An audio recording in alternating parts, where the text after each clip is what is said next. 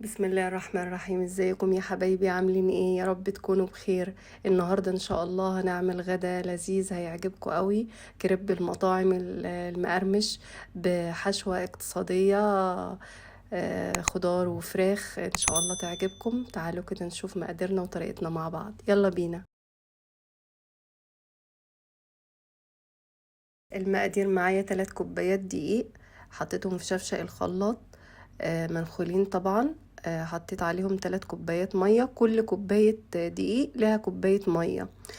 معلقة سكر ومعلقة ملح، وبقلبهم كويس كده مع بعض واضربهم في الخلاط. وبعد كده بصفي الخليط علشان بس لو في تكتلات ولا اي حاجة يبقى الخليط معايا كده ايه، رايق ومظبوط. صفيتهم وبعد كده حضرت بقى الخضار اللي احنا هنستخدمه. جبت بطاطساية واحدة، مع ثمرة فلفل، مع ثمرة طماطم، مع بصل، مع فلفل الوان زي ما انتوا شايفين كده. وابتديت ايه اقطع الخضار معايا، بزود بيه قيمة غذائية للوجبة. وكمان بزود بيه الكمية. انتوا عارفين سندوتشات الشاورما بره بيبقى يعني اغلبها خضار، فاحنا برضو احنا محتاجين الخضار ده معانا نغذي اولادنا بيه وبيدي طعم حلو برضو في الاخر. بصل معايا بقطعه اهو زي ما انتوا شايفين. والخضار بتاعنا يعني زي ما تحبي يعني. عندك الخضار المتاح عندك اعمليه، مش شرط زي ما انا بعمل كده يعني. الخضار اللي موجود عندك اعمليه، واللي بيحبوه اطفالك اكيد يعني. معايا بقى نص صدر فرخة. انا يعني الفرخة كانت 3 كيلو، ده الصدر بتاعها. خدت النص بتاعه يعني تقريبا 600 جرام الصدر، ده تقريبا 300. قطعته زي ما انتوا شايفين كده، اللي هي تقطيعة الرفيعة دي، تقطيعة الشاورما. وباخده بقى يعني بعد كده على الطاسة.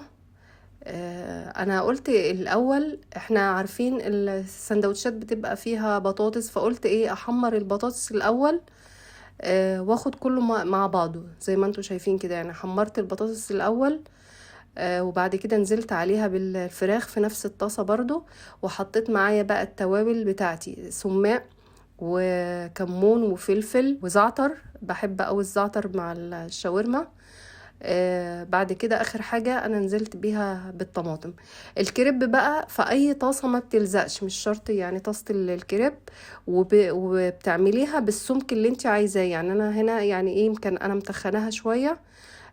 انت عايزه ترقيه عن كده، يبقى تقللي كميه الكريب اللي انت بتصبيها في الطاسه، وتحاولي توزعيها تفرديها. ولازم الطاسه ما تكونش سخنه قوي يعني، دي من الملاحظات المهمه قوي في عمايل الكريب. الطاسه تبقى سخنه مش قوي، ونوزع عليها الكريب. وبعد كده جيت بقى الحشوة. انا هنا حطيت معايا طحينة، عندي الاولاد بيحبوا الطحينة فعملت بالطحينة.